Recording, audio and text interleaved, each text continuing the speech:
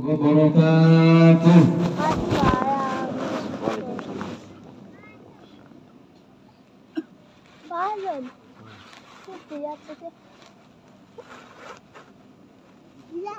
Allahu Akbar, Allahu Akbar, Allahu Akbar, Allahu Akbar, Allahu Akbar, Allahu Akbar, Allahu Akbar, Allahu Akbar, Allahu Akbar. La ilaha illallah, wallahu akbar, Allahu akbar, walillahil hamd.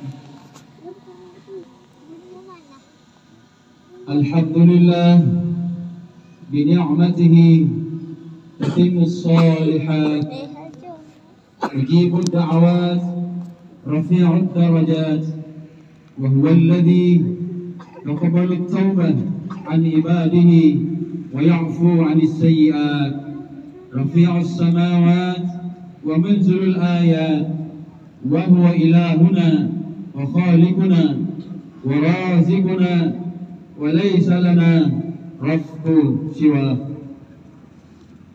أشهد أن لا إله إلا الله وحده لا شريك له، وأشهد أن محمدا عبده ورسوله، أدى الأمانة وبلغ الرسالة ونصح الأمة وجاهد في الله حق جهاده، وتركنا على الوجوه البيضاء ليلها كناهرها لا يزيغ عنها إلا هالك.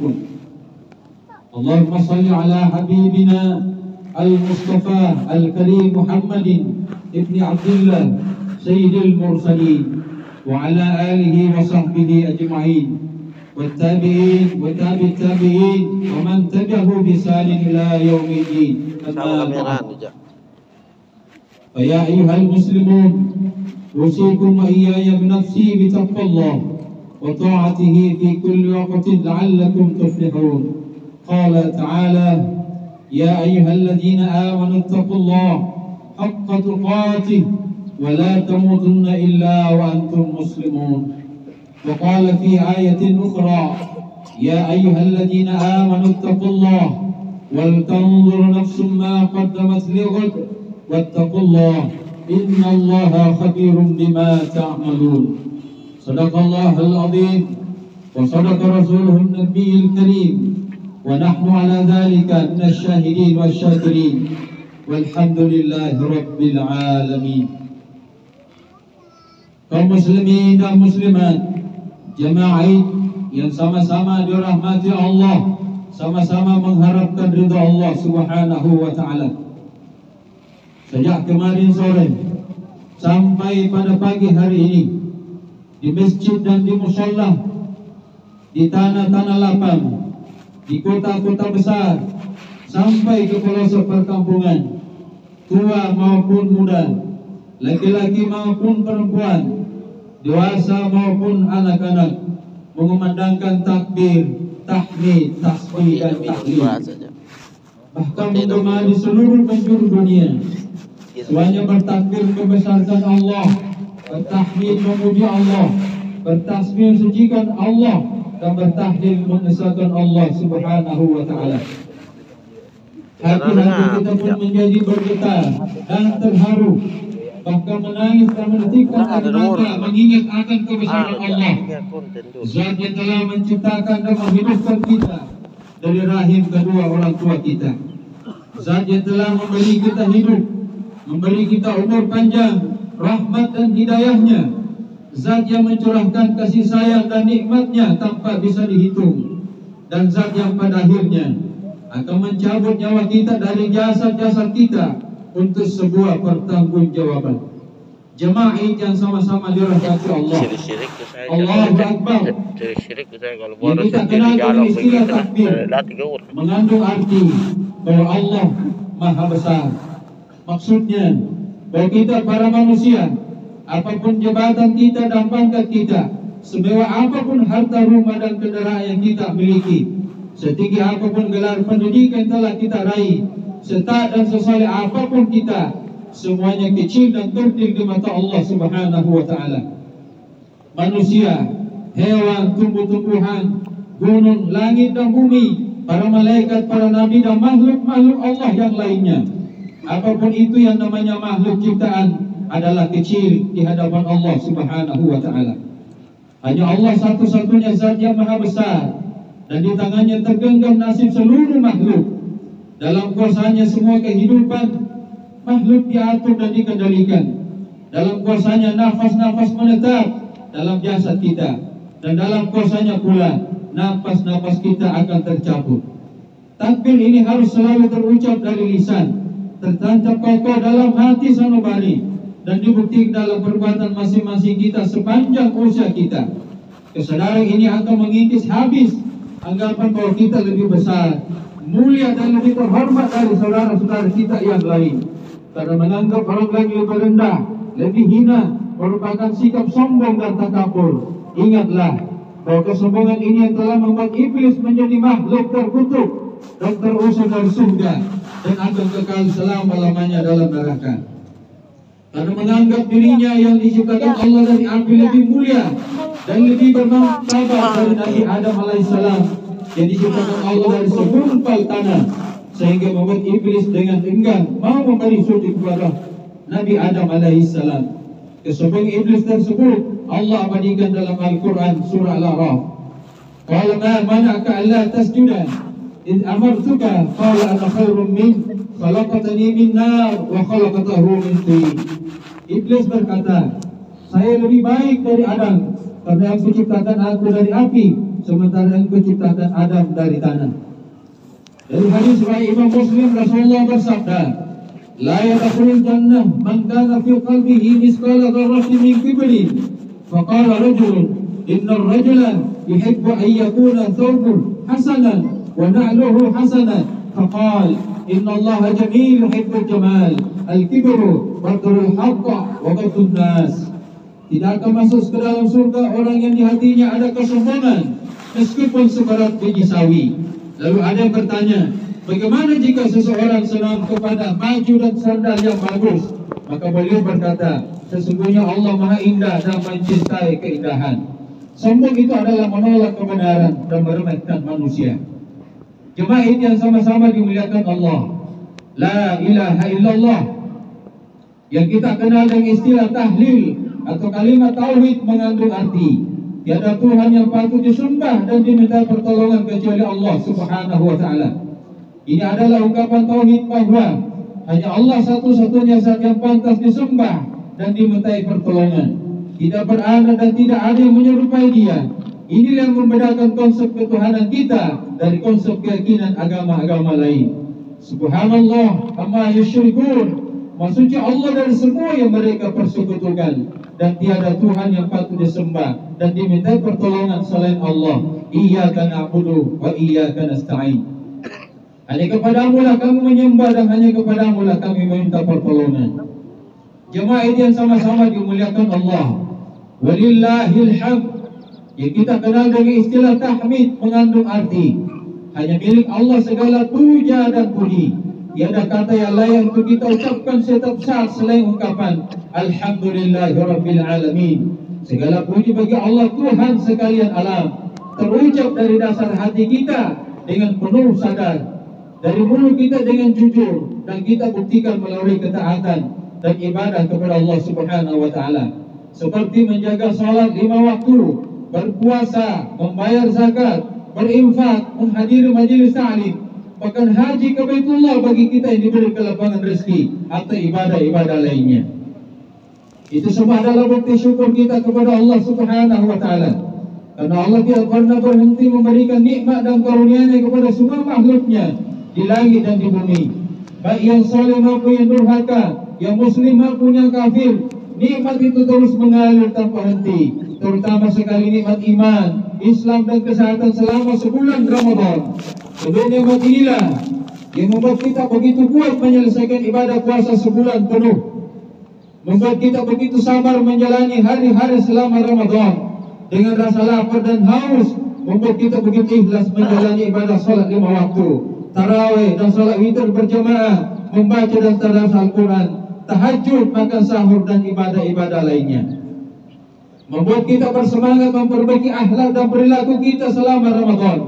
Semoga semua ibadah yang baru saja selesai kita lakukan pada bulan Ramadan menjadi ibadah terbaik kita, menjadikan kita orang-orang yang bertakwa, diterima di sisi Allah sebagai tabungan dan bekal untuk kehidupan akhirat yang kekal. Yang kebahagiaan dan kesengsaraannya, syurga atau neraka, sangat ditentukan oleh ibadah dan amal kebajikan yang kita lakukan selama hidup di dunia. Allah Subhanahu wa taala menyampaikan kepada kita semua dalam Al-Qur'an, "Wa amma man thaqulat mawazinuhu fa huwa fi 'ishatin radiyah, wa amma man khaffat mawazinuhu fa ummuhu hawiyah, wa ma adraka ma hiya narun hamiyah." Maka ada pun orang-orang yang lebih berat timbangan kebaikannya, maka dia berada dalam kehidupan yang menyenangkan dalam surga. Dan ada pun orang-orang yang lebih ringan timbangan kebaikannya, maka tempat kembalinya adalah neraka hawiyah. Dan tahukah kamu apakah neraka hawiyah itu? Yaitu api yang sangat panas.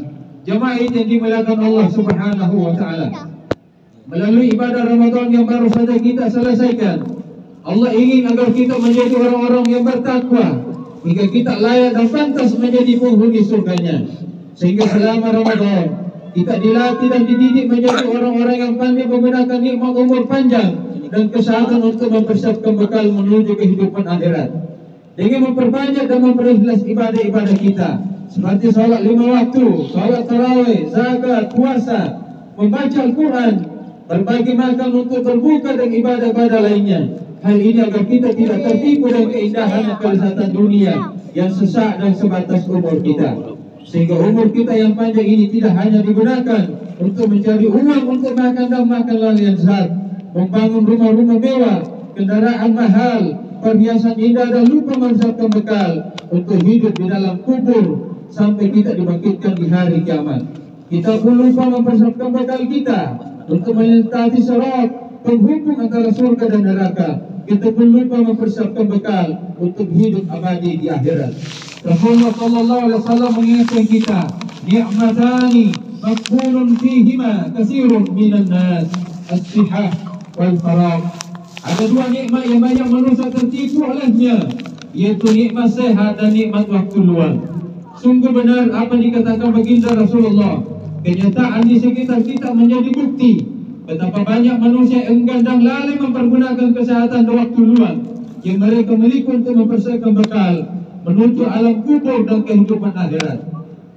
Sebab mereka telah selera oleh keindahan kelezatan dunia, padahal setiap manusia akan diminta pertanggungjawaban tentang umurnya, untuk apa dia gunakan, apakah untuk hal-hal yang bermanfaat atau untuk sesuatu yang sia-sia.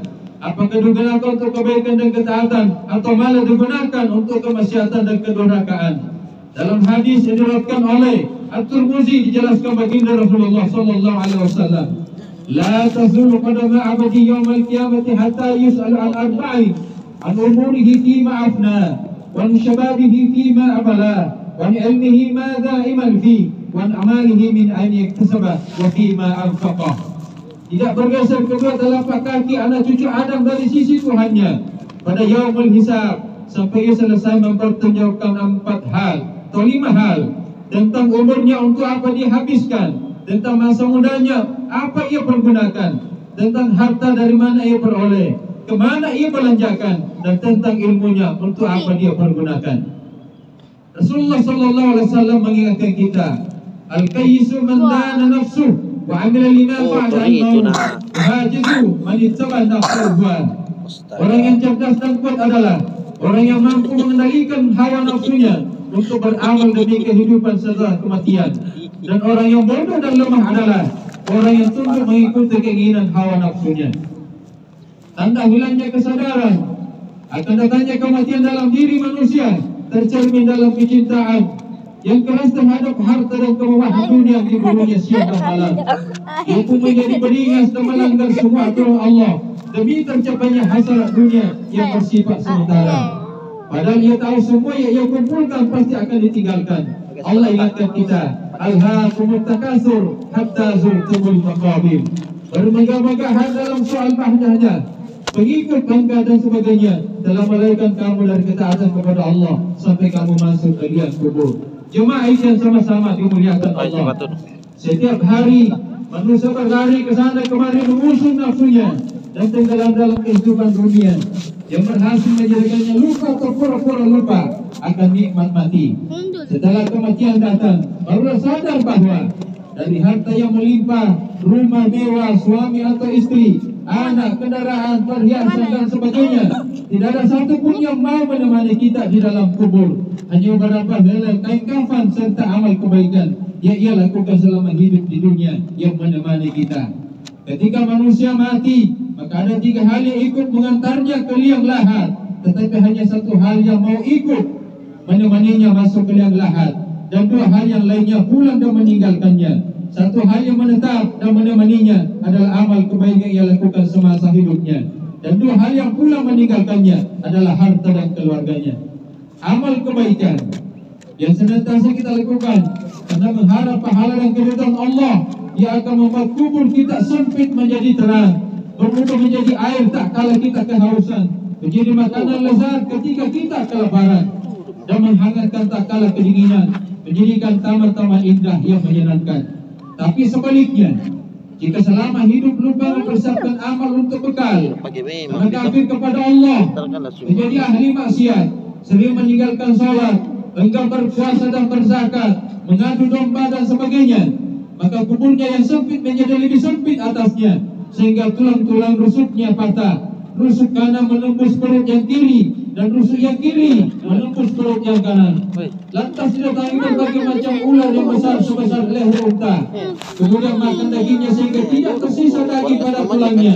Sementara kita tak bisa berbuat apa-apa, tak berdaya, pasrah dengan apa yang kita alami, sambil meronta, menjerit dan meringis karena kerasnya siksa dan pembalasan Allah. Kemudian Allah datangkan padanya malaikat yang tuli, bisu dan buta, dengan membawa cambuk-cambuk dari besi. Kemudian mereka memukulnya dengan mencambuk itu, tanpa mengharapkan jeritan karena dia tuli, tanpa melihat rupa jasadnya karena dia buta, sehingga tidak timbul rasa belas kasihan kepadanya. Dan setiap pagi dan sore neraka diberangkatkan kepadanya.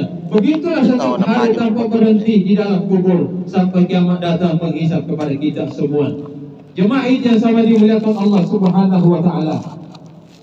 Khalifah Ali radhiyallahu an di dalam khutbahnya mengatakan, "Wahai hamba Allah, ingatlah mati karena kamu tidak bisa menghindar darinya.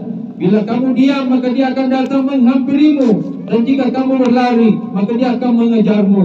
Ia terikat pada ubun-ubunmu. Carilah keselamatan. Di belakang ada kubur yang menunggumu. Ingatlah bahwa kubur itu bisa menjadi taman dari taman-taman surga, dan bisa pula merupakan jurang dari jurang-jurang neraka.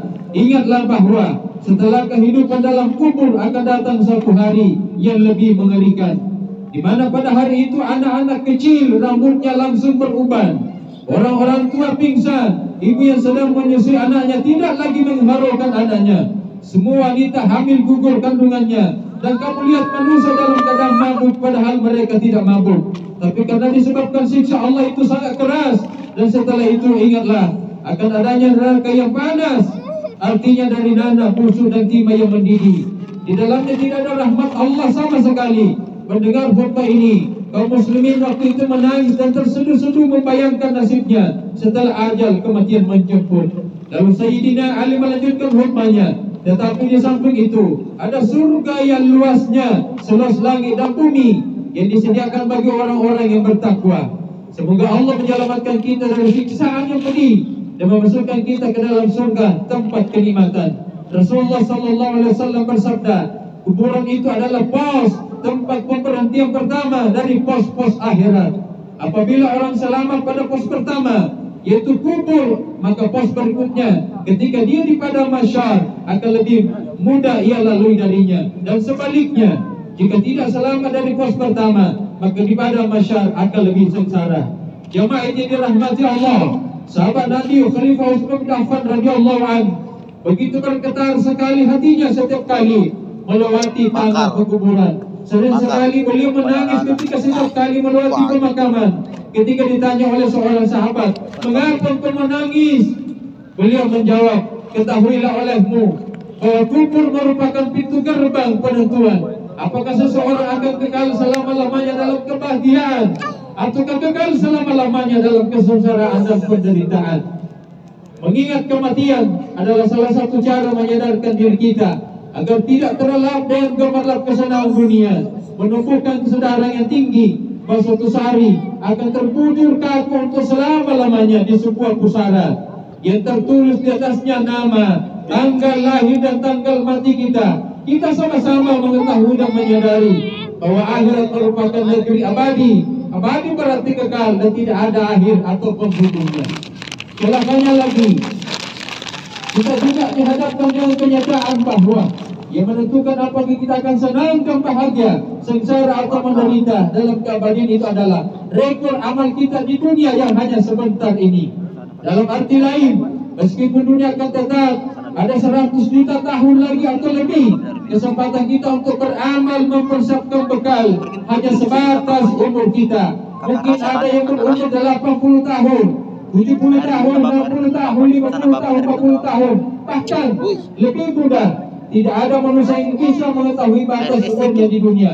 Maut datang tiba-tiba kepada siapa saja, laki-laki ataupun perempuan, tua atau muda, siap atau tidak siap, kaya atau miskin, di jalan, di rumah, di kantor, di sawah, dimanapun, dengan cara apapun.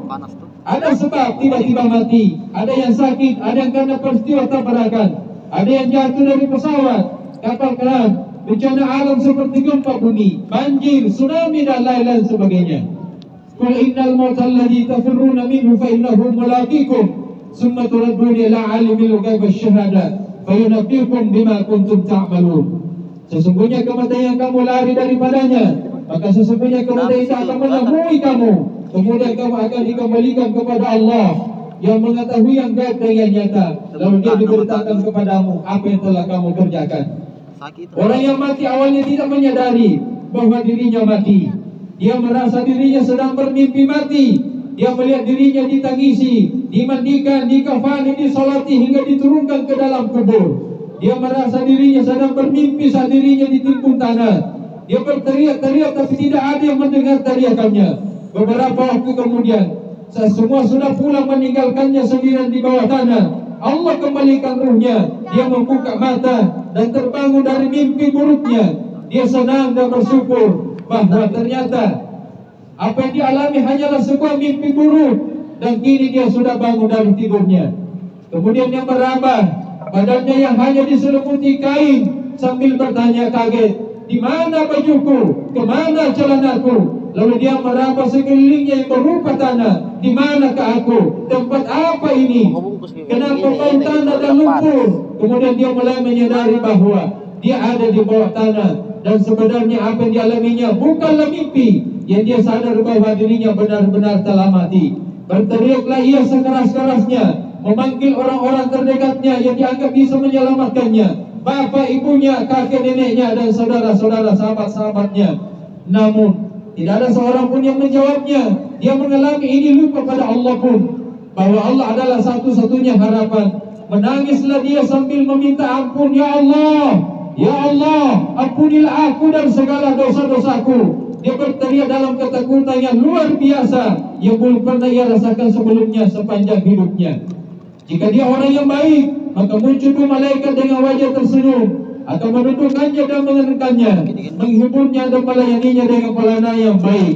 Jika dia orang buruk, maka dua malaikat akan menambah ketakutannya dan akan menyiksanya sesuai keburukannya. Khalifah Ali bin Abi Thalib mengatakan kepada kita semua, an-nasu niyam wa idza matu intabahu. Begitulah maut menjemput siapa tanpa pandang bulu, baik pagi, siang atau malam hari. Semua jiwa akan merasakan kematian dan sakit sakaratul maut. Tak bisa ditunda atau dimajukan sedikit pun. Allah hanya yang maha kuasa yang mengetahui, karena dia telah menulis kapan dan di mana kita dimatikan. Jemaah itu yang sama-sama dimuliakan Allah Subhanahu wa taala. Pada hari raya Idul Fitri yang lalu, mungkin bapak dan ibu, kakek, nenek, saudara, tetangga, atau sahabat dan teman-teman kita masih ada bersama kita, ikut merayakan hari raya kemenangan ini dengan bertakbir, bertahmid dan bertahlil bersama kita. Tetapi pada hari ini Jasa-jasa mereka tidak lagi terlihat. Senyum dan jabat tangan mereka tidak lagi kita rasakan. Karena jatah hidup mereka di dunia ini telah habis. Dan kembali asal mereka yaitu tanah. Kita, sekali lagi kita akan mengalami hal yang sama. Hanya tinggal menunggu giliran. Pada saatnya jasa kita pun akan terbujur kaku. Pucat tanpa aliran darah. Dan tunjuk dadi kita pun berhenti. Mau itu pula akan menjauhkan kita dari suami atau istri kita, anak-anak kita, bapak ibu kita, saudara, teman tetangga, dunia yang akan kita tinggalkan. Akhirnya kita pun akan menjadi seangkut jasa yang rapuh dan tak lagi berharga. Kotor harus dimandikan, bau harus diberi wangian, disolatkan dan dimintakan ampun karena berumur dosa. Kemudian dipukul dalam sepetak tanah berukuran sedikit lebih luas dari ukuran badan kita. Tak ada lagi yang mempedulikan kita. Semua yang mengantar kita waktu itu pulang ke rumah masing-masing. Tinggallah kita ditemani amal kita. Jika selama di dunia kita menjadi hamba yang selalu tak menjalankan perintah-perintah Allah, maka kita akan mudah menjawab pertanyaan malaikat munkar dan nakir. Jemaah yang sama dimulakan Allah Subhanahu wa taala. Ibadah Ramadan yang telah selesai kita laksanakan, mendidik dan melatih kita menjadi hamba-hamba Allah dan cinta kepadanya. Kita beribadah dan melatih kita membesarkan bekal akhirat. Selama Ramadan, kita dilatih untuk menjalankan sholat 5 waktu tepat waktu. Dilatih agar senang dengan ibadah-ibadah sunnah seperti tarawih dan witir. Dilatih untuk ikhlas dan sabar dalam menghadapi cobaan hidup. Dilatih untuk saling berbagi antar sesama dengan zakat, fitrah dan sedekah. Dilatih agar kita tidak suka berbohong. Dilatih agar lisan kita tidak suka memfitnah. Dilatih agar kita suka membaca Al-Quran. Dilatih agar tangan, kaki, mata, telinga dan anggota tubuh kita yang lain selalu diingatkan untuk ketaatan kepada Allah. Maka nilai-nilai pendidikan dan kebiasaan baik yang kita alami selama bulan Ramadan ini kita pelihara, kita teruskan setelah Ramadan selesai. Jangan sampai Ramadan kita selesai dan selama ini kita suka meninggalkan sholat, kembali lagi meninggalkan sholat selepas Ramadan. Yang suka berbohong, memfitnah, kembali suka memfitnah dan berbohong selepas Ramadan. Yang selama ini suka mencari harta tidak halal, kembali lagi mencari harta tidak halal selepas Ramadan. Jemaah yang dimuliakan Allah Subhanahu wa taala, maka Ramadan menyadarkan akan eksistensi kita sebagai manusia. Untuk apa diciptakan, apa peran apa kita dalam kehidupan dunia. Maka tujuan akhir kita adalah kembali kepada Allah dalam keadaan husnul khatimah. Jemaah ini yang sama-sama dimuliakan oleh Allah Subhanahu wa taala.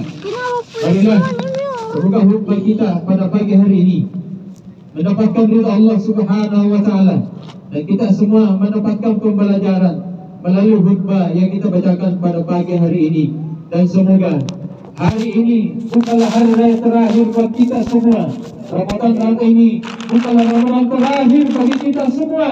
InsyaAllah Allah berikan kesempatan, Allah panjangkan umur kita untuk berjumpa dengan Ramadan yang akan datang dan melakukan ibadah yang lebih baik daripada ibadah Ramadan yang kita lakukan tahun ini. Jemaah yang dimulakan Allah Subhanahu wa taala, marilah sama-sama kita berdoa, memohon kepada Allah semoga doa-doa kita adalah doa-doa yang dijabah oleh Allah Subhanahu wa taala. Allahu akbar, Allahu akbar, Allahu akbar. La ilaha illallah, wallahu akbar, Allahu akbar, walillahil hamd. Alhamdulillahi rabbil alamin. Hamdan yuafi ni'amahu wa yukafi'u mazidah. Asyhadu an la ilaha illallah wa asyhadu anna Muhammadar Rasulullah. Allahumma salli ala sayyidina Muhammadin wa ala alihi wa ashabihi ajma'in. Allahumma ighfir lana wa liwalidina warhamhuma kama rabbayana sigara. Allahumma ighfir للمؤمنين والمؤمنات والمسلمين والمسلمات الأحياء منهم والأموات. اللهم جملنا بالعافية والسلامة وحققنا بالتقوى والاستقامة وأعذنا من موجبات الندامة إنك سميع الدعاء. اللهم إنا نسألك رضاك والجنة ونعوذ بك من سخطك والنار. اللهم إنك عفو تحب العفو فاعف عنا. اللهم ربنا تقبل منا صلاتنا وصيامنا وقيامنا وركوعنا وسجودنا وقراءتنا. تقبل منا صلاتنا وصيامنا وقيامنا وركوعنا وسجودنا وقراءتنا. يا الله، اللهم أنت ربنا لا إله إلا أنت خلقتنا ونحن عبدك ونحن على عهدك ووعدك ما استطعنا ونعوذ بك من شر ما صنعنا نبوء لك بنعمتك علينا ونبوء بذنوبنا فاغفر لنا. Ampuni dosa-dosa kami ya Allah, ampuni dosa-dosa kami ya Allah, dosa kedua ibu bapa kami ya Allah, dosa suami kami ya Allah, dosa istri kami ya Allah, dosa anak-anak kami ya Allah, dosa kedua orang tua kami ya Allah, baik mereka yang masih hidup, lebih-lebih mereka yang telah meninggalkan kami. Ampuni dosa kami semua ya Allah. Jika Ramadan tahun ini tak mampu menjadi penghapus dari keburukan-keburukan kami ya Allah, maka izinkan kami melakukan kebaikan-kebaikan yang lain di bulan Syawal ini ya Allah, melakukan puasa sunnah sebagai tambahan untuk menyempurnakan kekurangan ibadah puasa kami. Ya Allah, berilah kami ampunan jika tahun ini ya Allah yang cukup hanya bilangan puasa kami, tapi tarawih kami siang dan malam penuh kebohongan. Ampuni dosa-dosa kami ya Allah, ampuni dosa-dosa kami ya Allah. Jadikan kami semua hari ini adalah hamba-hamba-Mu yang merayakan kemenangan, menang selama kami bulan Ramadan. Bacaan Al-Quran kami, sedekah kami, infak kami. Maka ya Allah, di hari lebaran ini buka lebar-lebar hati dan dada kami ya Allah, lapangkan hati kami ya Allah untuk memaafkan kesalahan-kesalahan saudara-saudara kami ya Allah. Gerakkan hati-hati mereka ya Allah telah kami sakiti, agar terbuka hatinya ya Allah, lapang hatinya untuk memaafkan kesalahan kami, baik kami meminta maaf kepadanya maupun kami tidak meminta maaf kepadanya. Ampuni kami semua ya Allah. Rabbana atina fid dunya hasanah wa fil akhirati hasanah wa qina adzaban nar. Subhana rabbika rabbil izzati amma yasifun wa salamun alal mursalin wa sallallahu alaihi wasallam walhamdulillahi rabbil alamin. Assalamualaikum warahmatullahi wabarakatuh.